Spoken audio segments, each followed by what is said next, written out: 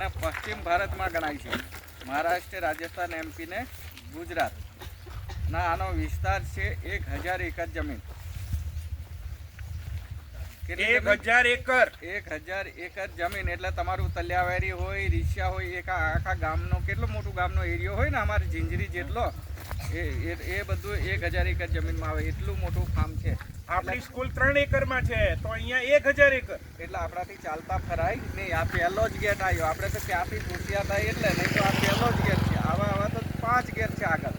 તો એ ક્યારે આપણે ચાલતા જોઈ શકીએ? બરાબર. તો અહીંયા જે કંઈ ઝાડવા છે એ આપણા બિનપિયત વિસ્તારમાં એટલે આપણા વિસ્તારમાં બધા ઝાડો છે એ જ છે. પેલી બાજુ તમે જોઈ એને આવ્યા ને બિલ્લીપત્ર છે, લખજો બિલ્લીપત્ર છે. બિલ્લીપત્રની તમને જાત લખાવું છું.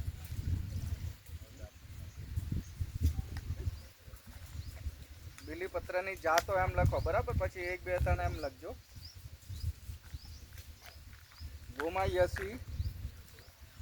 ગોમાયસી બરાબર. ગોમાયસી કેમ એ બી તમને કહી દઉં કે અહીંયા તમે આવ્યા તો ગોમા નદી આવી હશે. ગોમા નદી આવી કે ને નદી આવી કે નહીં જોઈને તમે તો એ નદીનું નામ ગોમા છે બરાબર. એ નદીના નામ પરથી આ ગોમાયસી નામ પાડ્યું છે બરાબર. એટલે ભારતની અંદર એમને ખબર પડે કે ગોમા કઈ આગળ આવી ગોમાયસી એટલે વેજલપુરની છે એમ ખબર પડે એટલે એની ઓળખ છે બરાબર. ગોમાયસી પછી થાર દિવ્યા. હવે થારે લાગ્યું. થાર એટલે જે રણ વિસ્તાર ખરો ને રાજસ્થાન, અમારી હેડ ઓફિસ રાજસ્થાન લાગે બિકાનેરમાં. હવે એ રણ વિસ્તાર છે એટલે રેગિસ્તાન, સૂકો વિસ્તાર બરાબર. એટલે થાર લગાવ્યું. રેગિસ્તાન રણ વિસ્તારને થાર કહેવામાં આવે. એટલે ગોમાયસી, થાર દિવ્યા, થાર નીલકંઠ લખજો.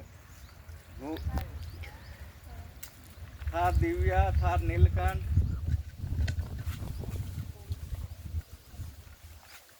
થાર સૃષ્ટિ, થાર પ્રકૃતિ,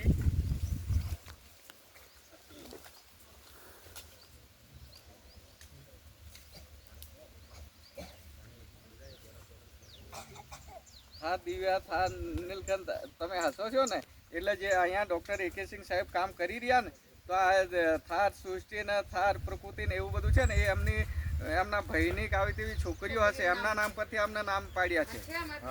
હા અમારે બી સૃષ્ટિ નામ છે. હા છે ને એટલે એમને દિવ્યા. હા એ સાહેબના કોઈ સગામાં હશે કે મેં તેના છોકરીઓના નામ એટલે એના પરથી નામ પાડ્યા. થાર નીલકંઠ એટલે મહાદેવના નામ પરથી નામ પાડ્યું એવું આવું હોય આમાં બરાબર. એટલે આ સંશોધન કેન્દ્ર છે એટલે અહીંયા રિસર્ચ ચાલે 5-6 વર્ષ સુધી એના પર બધા અખતરા લેવામાં આવે. અખતરા કર્યા પછી આખો અહેવાલ રિપોર્ટ તૈયાર થાય ને એ પછી દિલ્હી ICRમાં જાય બરાબર.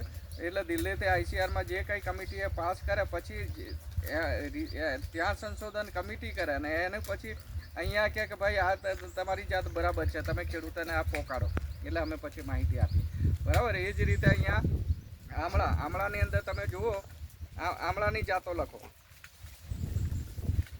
આપણે ખાલી આમળું એટલું જ જાણીએ. મને છોકરીના અલગ અલગ નામ હોય, છોકરી કહેવાય પણ અલગ અલગ 14 જાતની આમળા છે અહીંયા. કેટલા? 14 બરાબર. એમાં Na7 લખો. N ઇંગ્લિશમાં N કરો, પછી A કરો, 7. હા બરાબર. Na7 પછી કૃષ્ણા, ચકિયા, કંચન, બનારસી પાન આવે હો ને પાછું પાન બનારસ વાલા. હા બનારસી પાન બી આવે ને આમળા બી આવે બનારસી બરાબર. આમળા બનારસી સૌથી મોટા આવે. હવે Na7 છે એ સૌથી સારામાં સારી જાત છે બરાબર. પેલી ગોમાયસી મેં કીધું ને એ બેલમાં સૌથી સારામાં સારી જ્યુસ માટે. એ જ રીતે આ Na7 આમળામાં બરાબર. એમાં બજારમાં જેવું તો Na7 છે આમળું એમ પૂછવાનું. હા એમ પૂછવાનું. બાકીનામાં રેસા હોય અંદર બરાબર. રેસા વધારે હોય અને થળીઓ મોટો હોય. આમળાની જાતો લખાઈ. હવે બોરની જાતો લખી લો. બોરમાં આ બોરો ત્યાંથી ચાલુ થાય આગળ છે બોરો નીકળી ગઈ. 40 જાતની બોરો છે. કેટલી? 40 જાતની બરાબર. એમાં છે ઉમરાન છે, ભોલા છે, ઉમરાન, ભોલા, મમરા લાંબા ગોળ આવે, કદાચ તમે જોયા નહીં હોય, લાંબા ગોળ આવે છે, મોટા બોર થાય છે, બરાબર. અને ગોળ જે ગોળ બોર આવે ને એ ગોલા બોર. પછી આપણે ગોમા કીર્તિ છે, ગોમા કીર્તિ અહીંની જાત છે. તમને કેટલા બોરોના નામ આવે છે? ખાલી ચણી બોર એટલું હશે? બરાબર.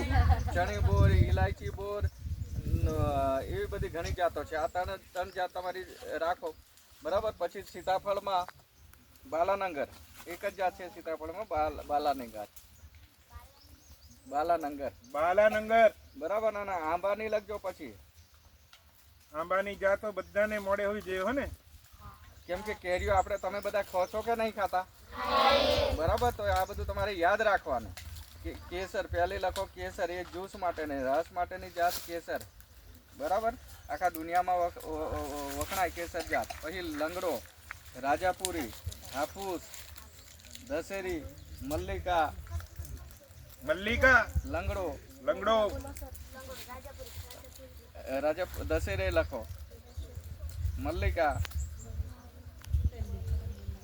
તોતાપુરી, રાજાપુરી, બરાબર. એટલે એ 4-5 તમે લઈ લો. આ મુખ્ય જાત મેં તમને લખાઈ. પછી ગોળ લખાઈ ગઈ. દાડમની ભગવા લખો. ભગવા, આપણે અહીંયા જે બજારમાં દાડમ મળે છે ને એ બધા ભગવા જાતના, બરાબર. જે કચ્છમાં નર્મદા કેનાલનું પાણી ત્યાં ગયું એટલે કચ્છના દાડમ આપણે અહીંયા આવી રહ્યા છે ને એ ભગવા જાતના આપણે દાડમ ખાઈ રહ્યા, બરાબર. અંદર ગુલાબી કલરના હોય ને દાણા, હા, તો એ ભગવા જાતના દાડમ છે. પછી ગણેશ આવે. ગણેશના દાણા જે છે એકદમ મુલાયમ આવે, કેવા પોચા, એટલે આપણને ખાવામાં બહુ સરસ લાગે. પણ ઉપરથી એની જે ચામડી છાલ ખરી ને એ લીલા રંગની આવે ને આ ગુલાબી કલરની આવે, બરાબર. આ 2 જાત દાડમની બહુ સરસ. પછી તમે લખો સરગવામાં લખો થાર હર્ષા અને થાર તેજસ. થાર હર્ષા. હર્ષા કોણ છે અહીંયા? કોઈ નહીં, વર્ષા છે. હા, થાર હર્ષા અને થાર તેજસ. બરાબર. હા. જાંબુમાં લખો જાંબુની ગોમા પ્રિયંકા. ઓહો, તમે તો યાદ રહી જ જશે. ગોમા પ્રિયંકા, બરાબર. જાંબુમાં ગોમા પ્રિયંકા. હા. અને મૌરાની લખો. મૌરા છે તમારા ગામમાં કે નહીં? થાર મધુ.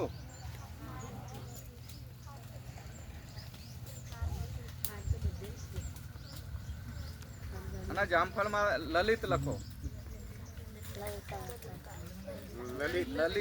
લલિતા નહીં, લલિત, બરાબર. મોસંબીમાં સદગુડી લખો. સદગુડી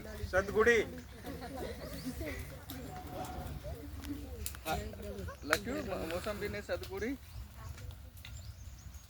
બરાબર. પછી રાયણમાં થાર ઋતુરાજ. હા, નામ રાયણ. હા, એમાં એ આ કલમ ઝાડ અલગ અલગ હોય ને એના નામ, એટલે એ પ્રકારના એમાં ગુણો હોય. આ તમે મતલબ નર્સરી પર લેવા જો તો તમને એ જાત તમને આપે. કેસર જાત કે અહીંયા તમને કેસરનો જાંબો આપે, બરાબર. રાજાપુરી માંગો તો તમને રાજાપુરી જ આપે. અથાણા માટેની જાત કઈ? અથાણા માટેનો, બરાબર. તમે જુઓ છો આ જાત છે. આમાં પેલા આંબામાં ફેર છે કે નહીં? શું ફેર છે? કેવા છે? બરાબર. આ રાજાપુરી. હા, રાજાપુરી છે. પેલો જે છે એ કેસરનો છે. હા, એ કેસરનો તમે જુઓ ને, આ પેલો બી રાજાપુરીનો છે. એટલે રાજાપુરીના આંબાના એના પાન મોટા આવે, તો કેરી બી એની મોટી આવે, આવી ગોળ, બરાબર ને. કેસરની લાંબી આવે. એ રીતે બધાનો મતલબ એના ગુણ અલગ અલગ હોય. ચીકુમાં આપણે કાલીપત્તી લખો. ચીકુમાં કાલીપત્તી. પછી કોઠામાં થાર ગૌરવ. કોઠું ને બીલું અલગ છે હોલા પાછા કે એક જ નહીં કરી દેતા? હા. અને કરમદાની થાર કોમલ લખો. કરમદા જોયા છે? કરમદા નહીં જોયા? અથાણું બને કરમદાનું. હા, બરાબર. જામ જેલી અથાણું એ એનું કરમદાનું મળે, બનાય. થાર કોમલ. બોર તમારે જે ખાવું હોય તો ધીરા ધીરા ખોદતા જો પછી પાછા વળી જવાનું. એટલે પૂરા નહીં થયા હજુ વાર ખેલા તમે તો પછી આપણે શીખવા આયા છે ને ખાવાથી આયા આગળ જે હવે પૂરું થવા આવેલું છે ચિંતા નહીં કરશો હા, હવે બધું પૂરું થવા આવેલું છે. બરાબર હા તારે ફોર્મમાં લખી દીધું ને ઓહો હા તો બધું આવી ગયું હવે.